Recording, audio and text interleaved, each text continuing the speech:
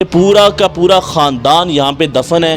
پچھلے 350 سال سے یہاں پہ جتنے بھی جو بھی افراد اس خاندان کے یہاں پہ اس دنیا سے کوچ کرتے ہیں ان کو یہیں پہ دفنایا جاتا ہے۔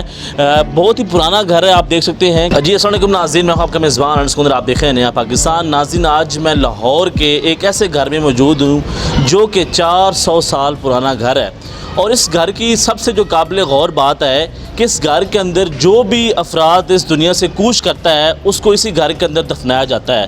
گھر کے اندر ہی قبرستان ہے۔ آئیے پھر آپ کو جانتے ہیں، ان سے بات بھی کرتے ہیں کہ اب کون سی لڑی یہاں پہ چل رہی ہے۔ آپ کو قبرستان بھی دکھاتے ہیں جہاں پہ پورا خاندان یہیں پہ دفن ہے۔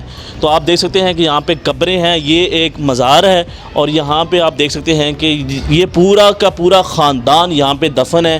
پچھلے 350 سال سے یہاں پہ جتنے بھی جو بھی افراد اس خاندان کے یہاں پہ اس دنیا سے کوچ کرتے ہیں ان کو یہیں پہ دفنایا جاتا ہے۔ بہت ہی پرانا گھر ہے، آپ دیکھ سکتے ہیں کہ لیکن ابھی تک اگر آپ ایک بات آپ غور کریں کہ جتنی بھی قبریں ہیں ایسے نظر آ رہی ہیں کہ جیسے یہ تازہ قبریں ہیں، اور کچھ چند دن ہوئے ہیں یہاں پہ کسی کو فوت ہوئے۔ تو یہاں پہ اب فرد ہیں، ان سے گفتگو کا آغاز کریں گے، ان سے یہ جاننے کی کوشش کریں گے کہ وہ اس کے اوپر کیا کہتے ہیں۔ اسی خاندان کے ایک فرد ہمارے ساتھ موجود ہوں گے، ان سے یہ جاننے کی کوشش کرتے ہیں۔ سر یہ بتائیں کہ آپ کا نام کیا ہے اور یہ ایک ہسٹری ہے، اس ہسٹری کے بارے میں بتائیں۔ السلام علیکم، میرا نام سید عاطف ہے، اور ہسٹری اس گھر کی ہے کہ ہم سید خاندان سے تعلق رکھتے ہیں، اور بابا جی صاحب کی ہم لڑی سے لڑی چل رہی ہیں، 8ویں پشت ہماری چل رہی ہے اور اس گھر میں موجود ہے۔ اچھا یہ بتائیں کہ یہاں پہ کون کون جو ہے وہ دفن ہے اس گھر کے اندر؟ میں نے آپ کو بتایا تو کون سی لڑی ہے؟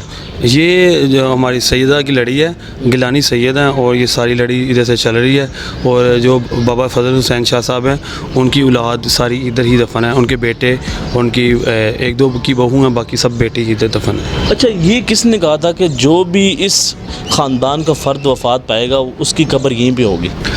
کہا تو کسی نے نہیں تھا، سب سے پہلے والد صاحب کی، ان کی بابا جی کی خود ادھر قبر جو سے دفنائے گئے، تو اس کے بعد پھر چل جو ان کا آگے سے ہمارا جو پردادا یا دادا جو آگے فوت ہوئے تھے وہ انہوں نے ادھر ہی اب کہا کہ چلو ٹھیک ہے قبرستان بابا جی کے پاس ہی ہے، تو ہمارے ان کے پیروں میں قبر بنے، تو ایسے ایسے کر کے تو قبرستان کی شکل اختیار کر گیا۔ اب مستقبل میں اگر کوئی اس خاندان کا فرد اس دنیا سے کوچ کرتا ہے تو اس کی قبر بھی یہیں پہ ہوگی؟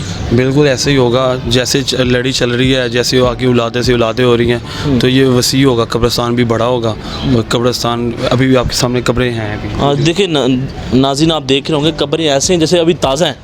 بالکل جی، ایسے ہیں، بالکل تازہ قبریں ہیں، اور لیکن ماشاءاللہ جتنے بھی ہمارے رشتہ دار ہیں اور جتنے دادا پردادا والد صاحب کی بھی قبر میری، آپ کے والد صاحب کی؟ ہاں جی میری قبر ماشاءاللہ ان کی بھی ادھر 74 سال ایج تھی، ٹھیک ہے نا، وہ اسی گھر میں پیدا ہوئے اور وفات بھی اسی گھر میں ان کی ہوئی، اور یہ دادا ابو ہیں، ٹھیک ہے نا، ان کی ماشاءاللہ 109 سال ان کی زندگی رہی، اور 14 سال پہلے وفات پا گئے، تو یہ بھی ادھر ہی پیدا ہوئے اور ادھر ان کی وفات پائی۔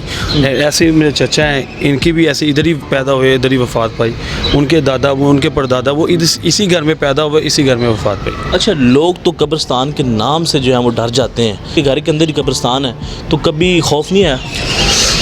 سر جب ہماری ہوش میں تھی تو جب قبریں بنتی تھی تو ہم رات کو ڈرتے تھے، ظاہر بات ہے کہ نئی نئی قبریں تھیں، لیکن عادی ہوئے تھے، آہستہ آہستہ عادی ہو گئے، تو لیکن یہ ہے کہ اب نہیں ڈر لگتا، اب عادی ہو گئے ہیں۔ تو اس کا جنازہ باہر ہوتا ہے اور پھر یہاں پہ دفن کیا جاتا ہے؟ جی بالکل ایسے ہی ہے، غسل ادھر ہوتا ہے، باہر جنازہ پارک میں پڑا جاتا ہے اور دفن ادھر ہو جاتا ہے۔ سب سے پرانی قبر یہاں پہ کن کی ہے؟ سب سے پرانی قبر جو سی ہے سید فضل حسین شاہ صاحب کی ہے، جو ادھر ہی ان کی تقسیم ہوئی، تو وہ ان کی یہ مزار ہے، اور یہ ان کا مزار ہے، یہ ادھر ان کی سب سے پہلے وفات ہوئی اور ادھر یہ دفن ہوئے، ان کے بعد ان کے بیٹے سید بابا بلند شاہ صاحب انہوں نے وہ بھی یہیں پیدا ہوئے اور یہیں فوت ہوئے۔ ان کی تعریف تھوڑی سی بتا دیں گے؟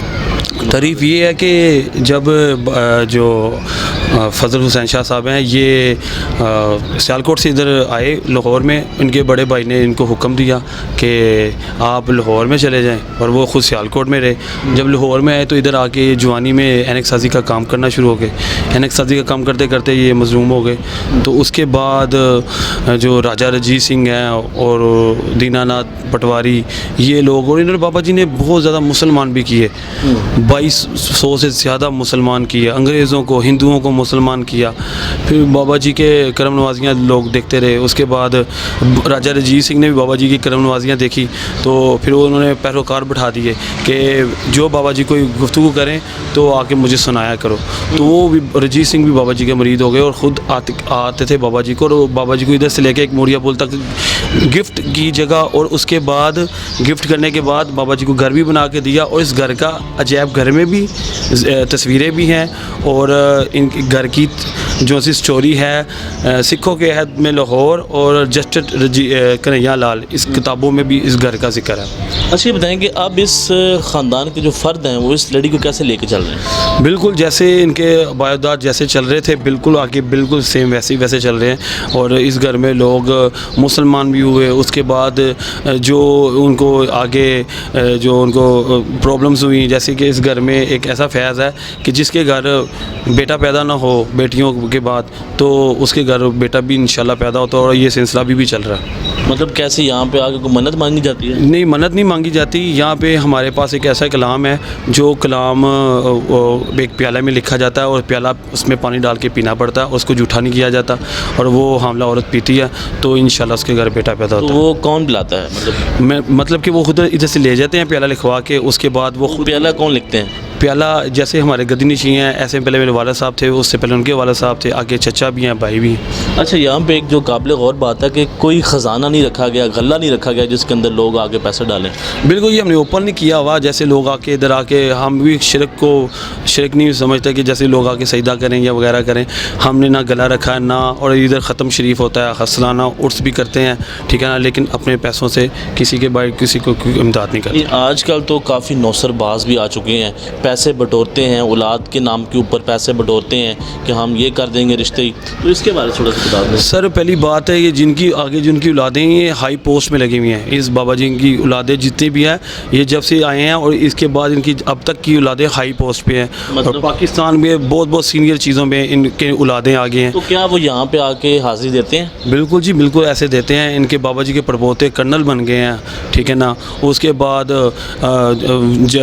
جج ہیں, سپریم کورٹ کے جج ہیں بابا جی کے آگے اولادیں. اس کے بعد وکیلز ہیں اور ڈاکٹر ہیں. اس کے بعد لوگ یہاں پہ آتے ہیں. بالکل جی بالکل, وہ نہیں چیز کو چھوڑتے, اس ایونٹ کو نہیں چھوڑتے. آ کے جب بھی بابا جی کا میلاد قرآن شریف کا ختم ہو تو وہ بالکل ضرور آتے ہیں.